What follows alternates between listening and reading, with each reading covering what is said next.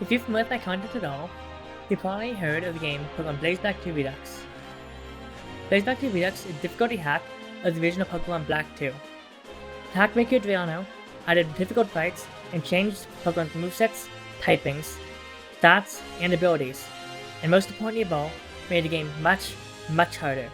This isn't just a video about the completion of a Nuzlocke. It's also a culmination of the last 4 months of Nuzlocking and a showcase of how much I've improved as a Nuzlocker. The run starts off perfectly. I picked Tepig, which I found to be the most optimal starter into the game, fast runs. I get started on Route 19, at a Pansage in Floxy Town, and a Cubone on Route 20. At Floxy Ranch, I got one of the best possible Pokemon from Misty Egg, Tyrogue, and was able to catch him with Chop. It was immediately time for the first potentially dangerous fight of the run.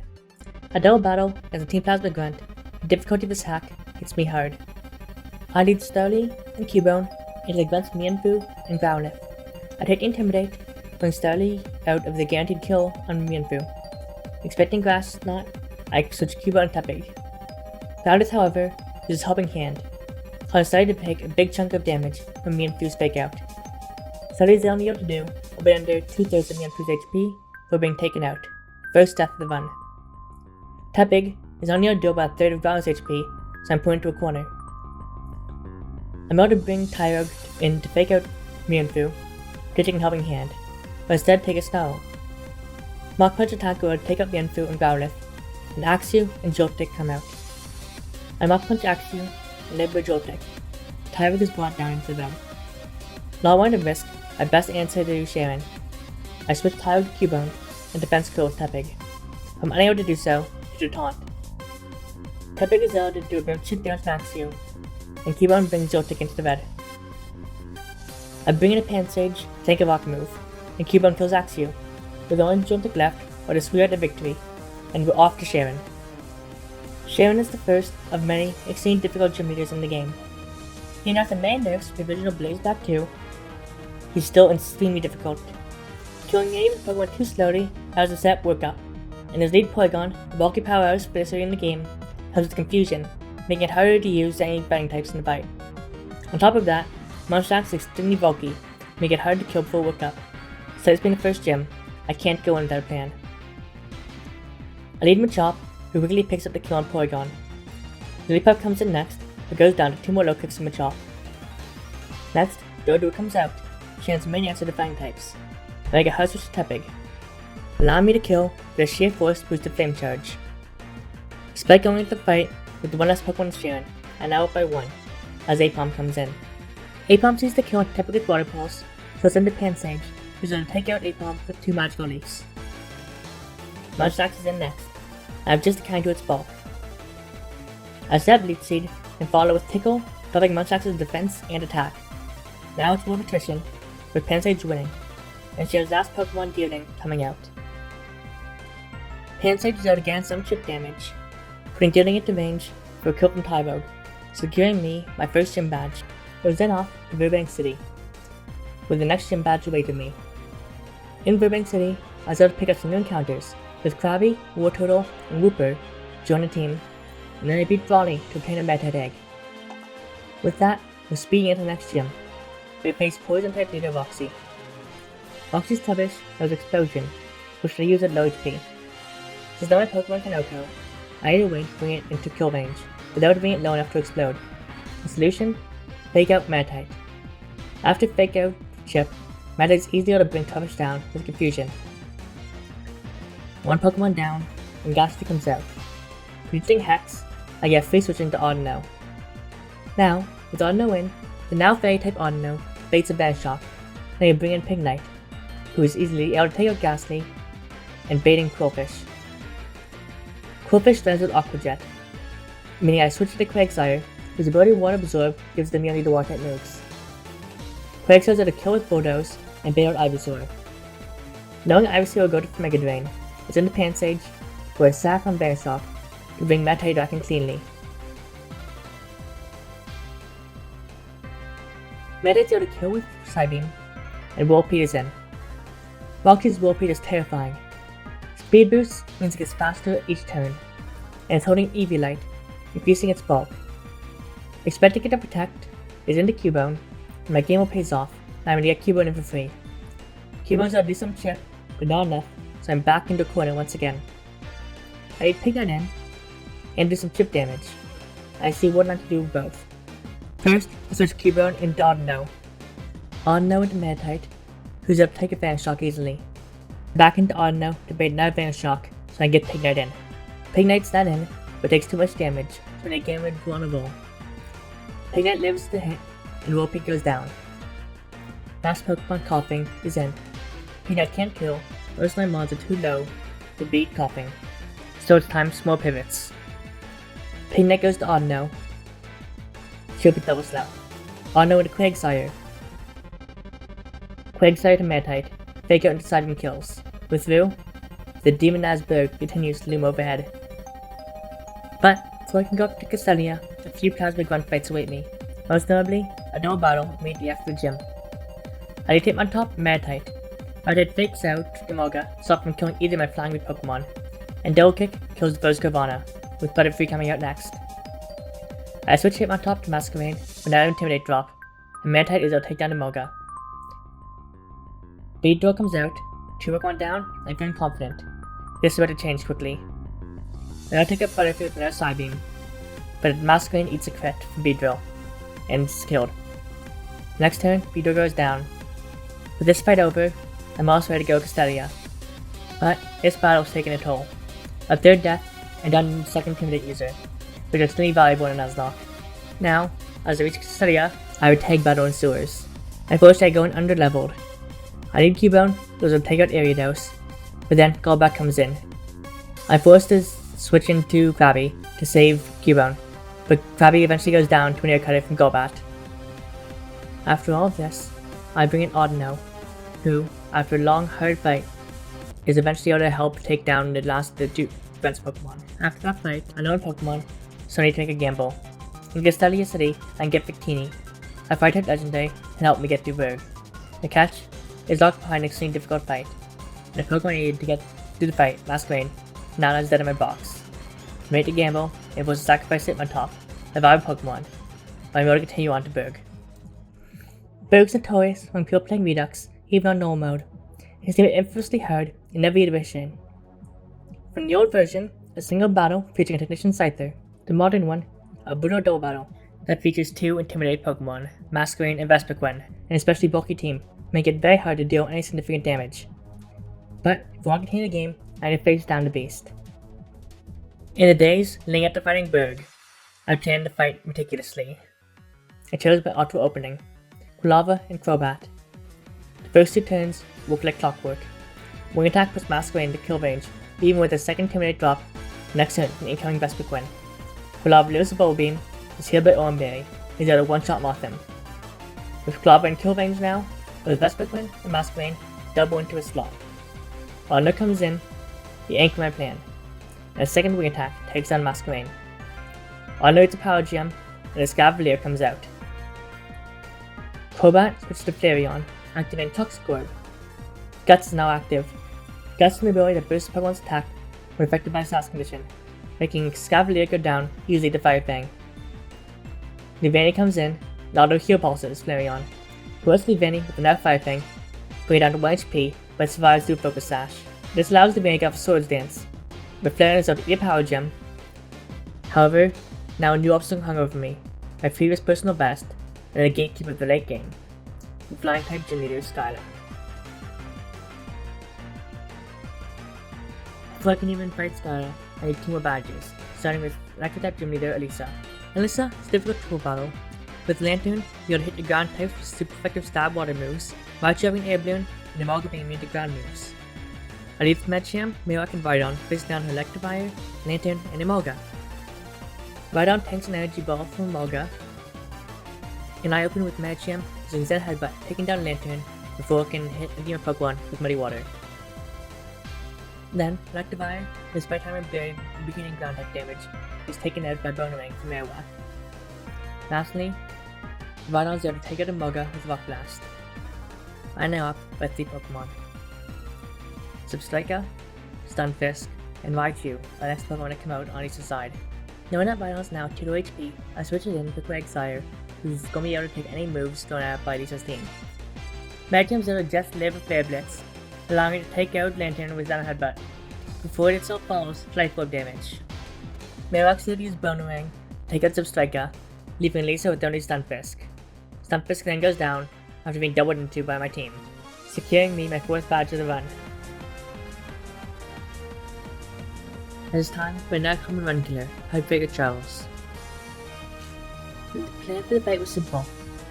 I led the Slide-On, Scrappy and Crobat. Crobat takes out Excelgor. Power Puncher Scrappy takes out Clock Rock. Grabs Moxie to back up the +1 attack, counteracting Clock Rock's Intimidate. Things however go wrong when Rhino's able to take out Sigilyph. I switch Crobat out, bringing Kingler in preparation for Incline Crustle. But since I can't take out Sigilyph this turn, then Thread again and Booflaunt and bigger threats, giving Crobat a risk at the second type attack. Scrappy is able to take out Booflaunt, and Rhyhorn can start again in Blaze Fang. This coming turn, Scrappy is able to take out Sigilyph, and Kingler brings Crustle down to 1 HP, only surviving to 30. Unfortunately, there's some multiple icy winds, puts Rhydon into range of Dragon Rush, and Rhydon goes down. While I was extremely powerful in Redux, without it, I'm painfully aware of their point fight against Skylar, and as first on best, who is now hanging over my head like a... First, I have to fight Clay. Clay is a tough fight, even in vanilla, but in Redux, the fight takes place in a permanent sandstorm, activating Exhal's Sand Rush, boosting its speed. I need a Pokemon like an Elko with a priority move. Thankfully, I got the exact answer I needed on my Route 6 encounter. A huge power added into Zoomwheel. Huge power doubles Zoomwheel's attack stat. On top of that, there's a Blade Drum within the level cap. Because of this, Clay goes down easily. I take out a Seismitoad with Torterra, bring in Nidoking. I bring in Quagsire and Yawn, sacrificing it the next turn, then we get a Zoomwheel for free on the first sleep turn. Then Zoomwheel set up Bellow Drum, heal up from Citrus Berry, and the entirety of Clay's team falls, and +6 Aqua Jets. Clay goes down, and is a Cure Badge number 5. And it's off the foul stretch for my personal best. Fortunately, at the start of that stretch is Chargestone Cave, where many deaths have occurred in all my runs. The first half of Chargestone Cave goes fine until I reach a fight that decimates my team. Scientist Lumi. I lead a Zoomwheel into a Granbull, taking the Intimidate off. Granbull still falls easy to play rough as Fortress comes in. It lives Aqua Tail and counter brings the Zoomwheel down dangerously low HP, forcing me to take a Zoomwheel out. And bringing Flareon takes an explosion from Fortress. Masquerain comes in, but is easily taken out by Honchkrow. And the last Pokemon, Dragonair, comes out. With the Zoomwheel's HP too low, and in range of extreme speed, my only option is to go into Fortress. My best option here is his Iron Defense, up max defense, and slowly whittle it down. Then, I say the worst thing possible. 2 Dragon Rush crits. Fortress goes down, the max attack, max defense Dragonair, and then Drapion, Scrappy, and Flareon all soon follow. At this point, the fight seems hopeless. Thankfully, when Honchkrow comes in, a miracle happens. Honchkrow is dead any move. And thankfully, Dragonair doesn't take extreme speed, allowing Honchkrow to outspeed and pick up the kill. But this victory was a costly one. Now, I exit Chargestone Cave, having lost Crobat, Drapion, Scrappy, Fortress, and Flareon, 3 of which potential Elite Four brings. But regardless, it was now time for me to take on Skyla. This version of Skyla isn't the same as the one I faced in normal mode. On top of being a triple battle, her team is much stronger, with Glasgow Aerodactyl able to get off Earthquakes, capable of destroying any electric or rock type Pokemon you bring into the fight, and thanks to Jumpluff, you're able to remove any speed advantage I might have with Tailwind. This fight is one that won't be easily won. I know going into this fight, I'm going to lose a Pokemon. So, I had to not only select Pokemon that could win the battle, but also ones I can afford to lose. Eventually I choose the lead, Jumpluff, Zangoose, and Gothitelle, with Swampert, Aegon, and Bikini in the back. The plan was simple. Jumpluff has a single job in this fight: get off Tailwind. Worst case scenario, this cancels Skyla's own Tailwind. Best case, it allows our slower, bulky team to outspeed and pick up kills. So that's exactly what I do. Gothitelle takes out Skyla's Jumpluff. Jumpluff gets up Tailwind, and Zangoose takes out Glasgow with an ice punch, leaving only Pidgeot able to attack. Jumpluff dies to hurt Pidgeot exactly as planned, except it doesn't. Jumpluff survives, just barely as Redux comes out, a miracle, the solution to my first big bottom play strategy.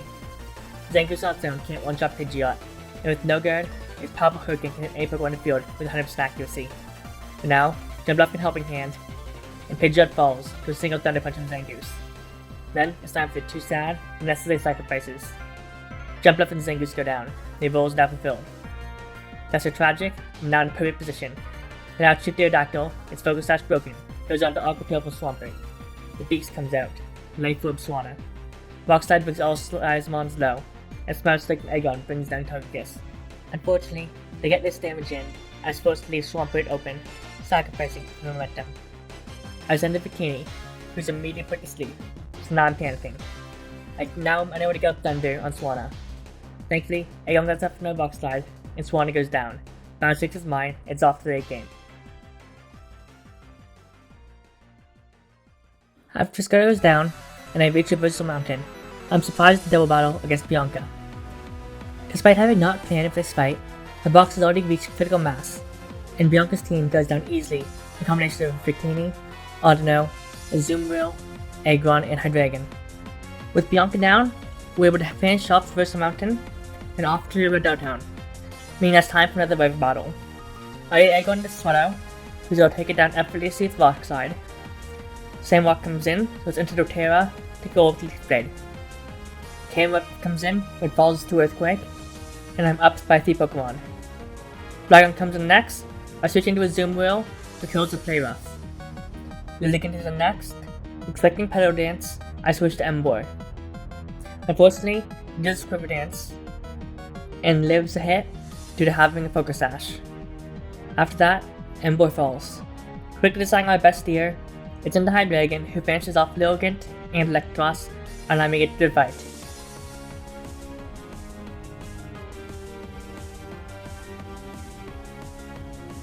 Then, it's on the 7th Gym Leader, Dragon-type Trainer Drayden. I hit Honchkrow and Hydreigon. Honchkrow sets up Tailwind to rest my slow Pokemon in the back. Hydreigon kills Charizard. Hydreigon then takes a big Aura Sphere from Latias. Forcing me to take Hydreigon out, as I kill Latias with Sucker Punch. With 2 Pokemon up, but then things start to go terribly. So he outrage targets a random Pokemon. So I switch Hydreigon into Audino, hoping Outrage will target it, but Honchkrow's target instead, and goes down. I vow Pokemon, but when necessary for the fight against Monin. I bring Azumarill in, and Play Rough plus Moonblast. Play Rough misses, and being able to risk a Giga Drain to lose too much HP, and then bring in Blastoise.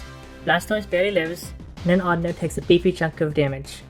Blastoise picks out attack surface, so it can't take out Audino before going down itself. Azumarill comes in, takes out Flygon with Aqua Jet, before Cross Poise of Haxorus takes out Audino, and our Pokemon lost Nate from Mountain. They were in trouble. I bring Hydreigon in, I have 2 lines. I can guarantee a win by sacking Hydreigon to get set down to Aqua Jet range, or I can risk a loss by bringing in Walrein. After a lot of deliberation, I decide my best option is to sacrifice Hydreigon. Hydreigon gets off its last Dragon Pulse, bringing Sceptile down to 1 HP from its Focus Sash. Before it itself goes down. As Hydreigon falls, I'm not thinking about how this might end up meaning I lose League 4. Instead, it's the first death that actually hits me hard since early on in the run. Unfortunately, I don't get a chance to mourn yet. Azumarill takes a close combat before it takes out Haxorus to Play Rough. With Walrein now in, and Sceptile at 1 HP, I'm finally able to finish off the fight. Azumarill is able to quickly take out Sceptile with Aqua Jet, leaving Walrein unthreatened, and able to take out Salamence with Blizzard. Even through its Yachi Berry, Salamence goes down in 1 hit, and I'm able to obtain my 7th badge. And then, we were off to Merlin, gym number 8. I lead with Malga and Sharam, using the first turn to get off Sunny Day, getting rid of Swiftsum on my opponent's Pokemon. Then, Giga Drain and Acrobatics will take out both Ludicolo and Poliwrath. And then forced to sacrifice Sharam due to Kabutops' Focus Sash, but I'm still able to get off the double kill on Kabutops and Starmie. Walrein sets the Hail, and Starmie takes up Pelipper. I'm forced to sacrifice Starmie due to my Hail being required to get rid of Kingdra's Swiftsum. From there, Imalga and Walrein will take out Kingdra, earning me badge number 8. With 8 badges in hand, it is finally time to deal with Team Plasma and Gutsis. Unfortunately, Shandu will be the next to fall on the way to find Getsus. When combined with the numerous deaths that I obtained during the Barden split, I was now sitting at 33 deaths with only 17 Pokemon remaining. I lead Gothitelle, who's out a one-shot Cofagrigus, and Getsus' new ace, Genesect, comes in. Predicting the 4 times effective Bug Buzz is into Victini, who's out to take Genesect out with Flamethrower. That tosses in, so I bring in Parasect, who takes down the Eel. The champ comes in, and Parasect spores, giving Glasgow a free switch in. Glasgow is then able to take out Machamp with Acrobatics. Gyarados comes in, so it's into Walrein. Since Gyarados can't do meaningful damage to Walrein, the AI decides to Dragon Dance repeatedly, allowing Walrein to set up with Hail and KO with 2 Blizzards. Her Dragon is last. Knowing it's going to Dragon Pulse, I switch in Azumarill because he makes Dragon type moves. Azumarill is then able to take out Hydreigon with the Play Rough, as I pull off a Deathless Getsus, and then it was time for the final push to the Pokemon League. After barely making it through the Wear Gauntlet and Victory Road with only 10 Pokemon remaining, it was time to assemble a team to face off with the Elite Four. After much deliberation over a couple days, I finally decided on a team. The first and obvious bring was Victini, a legendary Pokemon with 100 in every stat and a very versatile move pool, making an obvious pick for the team. Next up was the Shell Smash Sweeper Cloyster, a classic for Mario type runs. Its ability is Skill Link, and its access to the Shell Smash makes it a terrifying sweeper. Next up, the team's true Glass Cannon, Basculin. With adaptability boosted wave crashes, it's able to one-shot bulky Pokemon that rest side party would require setup to take down. Next, the triple specialist, Gothitelle. With access to both Fake Out and Dark Pulse, it will have lots of utility in upcoming triple battles during the Elite Four. Also joining the team is Special Dancer, Volcarona. Volcarona lacks the Quiver Dance and amazing stats. On top of that, the Bug type matches up very well against the Unova Elite Four. Last but not least, the bulky Staller, Walrein. On top of Leftovers and Ice Body healing, Redux has given Walrein access to Slack Off, allowing it to wall out most opponents and slowly chip down their HP. His perfectly crafted team was able to make short work of the Elite Four. Most fell with the combination of Victini and Gothitelle. Chantal's spooky ghost team was no match for my team as well. After the planned sacrifice of Carvana to take out Caitlin's Dominitan, Caitlin fell easily as well. Gothitelle sacrificed against Grimsley, which allowed Cloyster to set up and then sweep the entirety of Grimsley's team at +2 Ezreal Spears. As I climbed the stairs to the final fight of the game, it all finally began to feel real. 9 attempts, dozens of deaths, including 43 in this one alone. The last 4 months of my life have been leading up to this fight.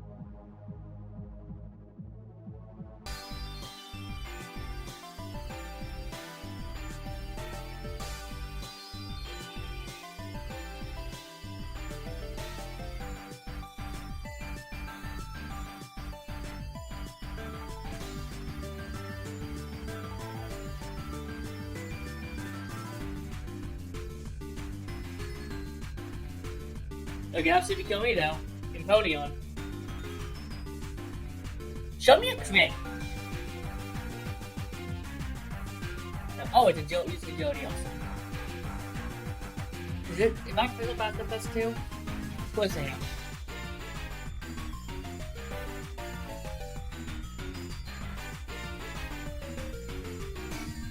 Show me a crit here, come on. Go with me. Unlucky. Unfortunate. Here, don't pair flinch me. Just don't flinch. Okay, fucker. Don't flinch this time. Okay, fucker.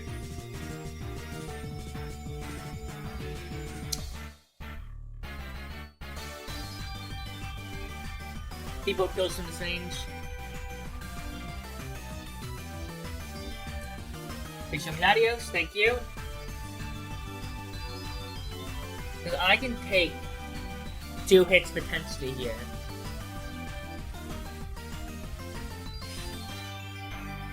Yeah, we're good. We'll win this now. That was what I was scared of. Why I just took 315 to the first fight.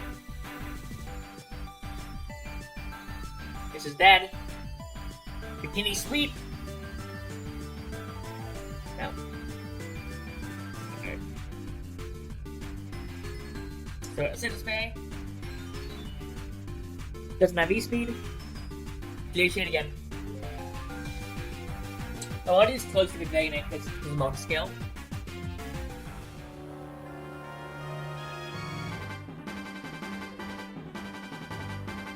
Show me that kill. No. Well, I didn't ask if you are. I'm in kill range. No, I'm not apparently.